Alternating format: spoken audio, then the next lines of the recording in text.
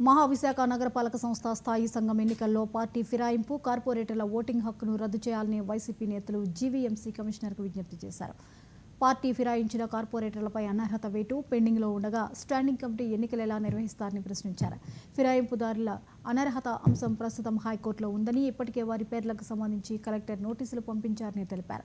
Standing committee ఎన్నికల్లో party ఫిరాయించిన కార్పొరేటర్లకు vote హక్కు కల్పించడం నిబంధనలకు విరుద్ధమని స్పష్టం చేశారు. వారి ఓటు హక్కును వెంటనే రద్దు చేయాలని డిమాండ్ చేశారు. ఈ నెల 6న స్టాండింగ్ కమిటీ ఎన్నికలకు జీవీఎంసీ సన్నాహాలు చేస్తోంది. 6వ తారీఖు స్టాండింగ్ కమిటీ ఎలక్షన్లో దానికి సంబంధించి మా పెద్దలు బొత్స సత్యనారాయణ గారి ఆదేశాల మేరకు, కురసాల కన్నబాబు గారి ఆదేశాల మేరకు, కేకే రాజు గారు ఆధ్వర్యంలో మరి ఎన్నిక జరుగుతుంది. దానికి మా దగ్గర ఉన్న ఎవరైతే ప్రజెంట్ 32 మంది ఉన్నామో ఆ 32 మంది తాలూకాలో 10 మందికి మేము నామినేషన్లు వేయించాము. గతంలో మా దగ్గర నుంచి వెళ్ళిపోయిన 27 మందికి కూడా డిస్క్వాలిఫై పెట్టమని చెప్పాము. అది కోర్టులో ఉంటుండగా మరి ఈరోజు ఎలక్షన్ పెట్టడం చాలా అన్యాయం, దుర్మార్గం. కాబట్టి ఆ డిస్క్వాలిఫై చేయాలని చెప్పి రేపు ఏదైతే రిజల్ట్ వస్తుందో దాంట్లోపు ఇది పెట్టకూడదు, అన్యాయంగా పెట్టారు కూటమి ప్రభుత్వం. కాబట్టి వాళ్ళ దౌర్జన్యాలందరికీ కూడా ఆగాలని కోర్టే తీర్పు ఇవ్వాలి. కాబట్టి మరి ఎట్టి పరిస్థితుల్లో రేపు రాబోయే ఎలక్షన్స్లో ఆ 27 మంది కూడా మనసు మార్చుకొని మనకు ఓటు చేసి మన 10 మందికి తప్పు తెలుసుకొని మరి ఈ 10 మందికి ఓటు వేసి అందరం కలిసి మళ్ళీ గెలిపించుకోవాలని చెప్పి కోరుకుంటూ సెలవు తీసుకుంటాం. ఏదైతే గతంలో జరిగినటువంటి మేయర్ ఎలక్షన్స్ కానీ, మేయర్ జరిగినటువంటి నో కాన్ఫిడెన్స్ మోషన్ కానీ, అదే deputy mayor no confidence motion కానీ, ఆ జరిగిన ప్రక్రియలో మా పార్టీ ఫిరాయింపుదారులుగా ఉన్నటువంటి 27 మంది కార్పొరేట్లు ఎవరైతే ఉన్నారో వాళ్ళు గుట్టు ధిక్కరించి వాళ్ళు అవిశ్వాస తీర్మానానికి అనుకూలంగా ఓటేయడం జరిగింది.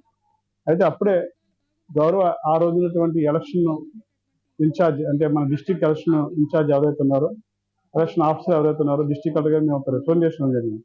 ఎవరైతే 27 మంది ఉన్నారో 27 మంది కూడా పార్టీ విప్పు ధిక్కరించి ఓటు వేశారు. కాబట్టి వీళ్ళందరినీ కూడా డిస్క్వాలిఫై చేయాల్సింది ఆ రోజు కోరడం జరిగింది. ఈ జరిగిన ప్రక్రియలో కలెక్టర్ గారు యాక్షన్ తీసుకోలేని పరిస్థితిలో కోర్టును ఆశ్రయించి హైకోర్టును ఆశ్రయించడం జరిగింది. మా పార్టీ సీనియర్ నాయకుడు ప్రణవ్ విజయ్ కుమార్ ఆధ్వర్యంలో లీగల్ ఒపీనియన్ తీసుకొని జరగడం జరిగింది. జరిగిన తర్వాత కోర్టు నుంచి వచ్చిన డైరెక్షన్స్ ప్రకారం డిస్ట్రిక్ట్ కలెక్టర్ గారు 27 మంది కార్పొరేట్లు కూడా ఎందుకు మీరు విప్పు జారీ చేశారని చెప్పి ఒక షోకాజ్ నోటీస్ కూడా వాళ్ళకి ఇవ్వడం జరిగింది. ఇచ్చిన తర్వాత ఈ 7 రోజుల ప్రక్రియ ఏదైతే ఉందో 7 రోజుల ప్రక్రియ జరుగుతున్న తరుణంలోనే జీవీఎంసీ సంబంధించి స్టాండింగ్ కౌన్సిల్ తాలూకు మీటింగ్, స్టాండింగ్ కౌన్సిల్ తాలూకు ఎలక్షన్ తాలూకు నోటిఫికేషన్ జరగడం జరిగింది.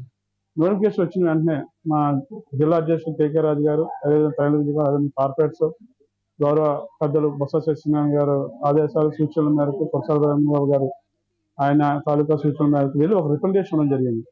ఆ రికమెండేషన్ చాలా క్లియర్గా మెన్షన్ జరిగింది. 27 మంది కార్పొరేట్లు ఏదైతే షోకాజ్ నోటీస్ ఇచ్చి ఉన్నారో వాళ్ళందరినీ కూడా ఇందులో మీరు ఇచ్చినటువంటి వాటర్ లిస్ట్ వాళ్ళ పేరు ఉన్నదంటే వాళ్ళని డిస్క్వాలిఫై చేయాలి. ఉమ్మడి నెల్లూరు జిల్లాలో నాయుడుపేట సమీపంలోని NH